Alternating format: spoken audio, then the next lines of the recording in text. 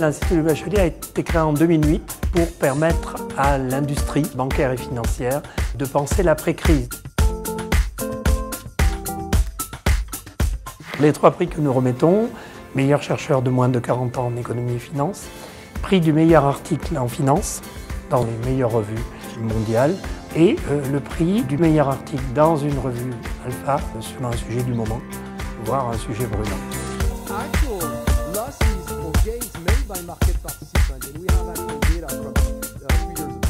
Pendant des décennies, on ne s'intéressait pas à tout ce qui concernait la finance, ce qu'on appelle post-trade. Comment va se passer le transfert de fonds, combien de temps ça va prendre pour recevoir physiquement les titres, où les titres vont être déposés pendant la détention.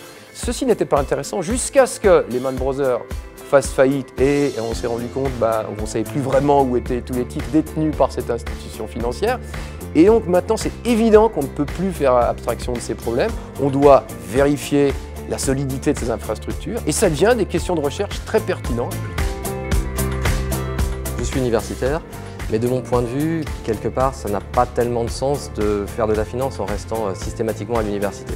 Il y a besoin d'aller dans les banques, aller discuter avec les régulateurs, puisque finalement, on est quand même en train de faire de la finance, donc il faut savoir ce qui se passe dans l'industrie financière.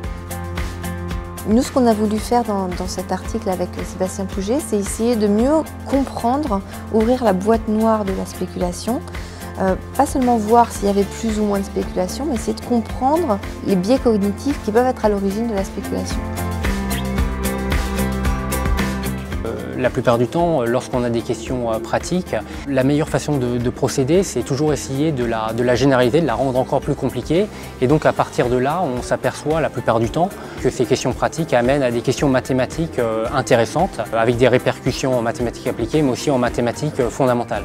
Et donc ce travail-là que j'effectue à la Société Générale a aussi des liens avec le monde académique, en particulier avec les probabilistes.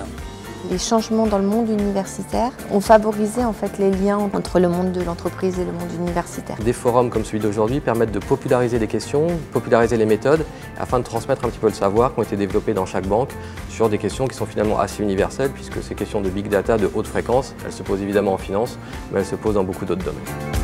Entreprises petites, moyennes, grandes sont plus intellectuelles qu'avant et je dirais les académiques sont plus entrepreneurs qu'avant.